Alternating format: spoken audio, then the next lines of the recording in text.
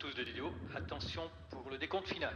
10, 9, 8, 7, 6, 5, 4, 3, 2, 1, top.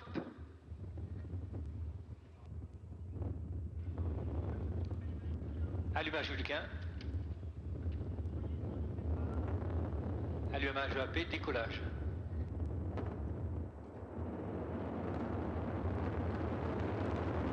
Tous les paramètres à bord sont nominaux.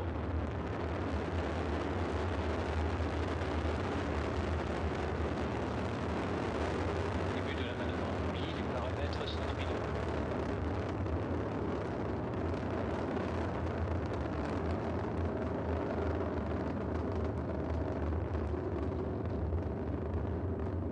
Superbe, voilà, grâce à 1300 tonnes de poussée au décollage, eh bien Ariane 5 s'est envolé au-dessus d'un nuage de fumée. Et ce sont les deux étages à poudre, les EAP intégrés en Guyane française, qui assurent 90% de cette poussée au décollage. Chaque EAP consomme 2 tonnes de propergol solide, donc 2 tonnes de poudre par seconde. Et oui, il s'ensuit forcément un allègement très rapide du lanceur et par conséquent une accélération constante qui lui fera passer le mur du son en moins d'1 minute. 10 secondes après, nous serons à Mach 2, soit la vitesse d'une balle de fusil, une balle qui pèserait plus de 400 tonnes quand même.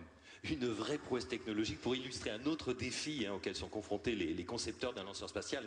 On peut dire qu'à quelques centimètres du réservoir d'hydrogène liquide, qui est à moins 240 degrés, eh bien, nous avons la chambre de combustion du moteur Vulcain qui, elle, atteint environ plus 3000 degrés.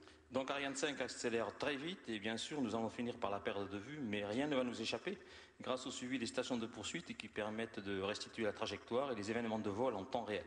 Alors cette trajectoire, alors que nous avons de très belles images, là, on arrive à suivre le lanceur, vous allez le voir sur vos écrans qu'elle est restituée avec un tracé de référence, il y a une trajectoire prévue, pour l'instant tout se passe de manière nominale et effectivement c'est les calculateurs de bord qui nous restitue, mais on en profite de ces images puisqu'on continue d'apercevoir le lanceur. Voilà, donc en haut vous avez la trajectoire avec le programme de vol et par-dessus le petit carré qui représente la position réelle d'Ariane. Oui, cette position réelle est restituée par les deux calculateurs de bord. Ils comparent en permanence la trajectoire prévue avec la trajectoire réelle observée et telle qu'elle est fournie par les centrales de guidage.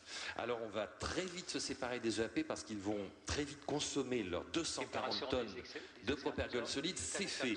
Le lanceur vient de se séparer de ces deux EAP, un événement qui s'affiche bien sûr sur la courbe de vol. Oui, et tous les paramètres sont nominaux. Donc nous sommes séparés. Voilà, et pour éviter toute collision, évidemment, les propulseurs ils sont éloignés à l'aide de fusées d'éloignement. C'est fait. On a trois beaux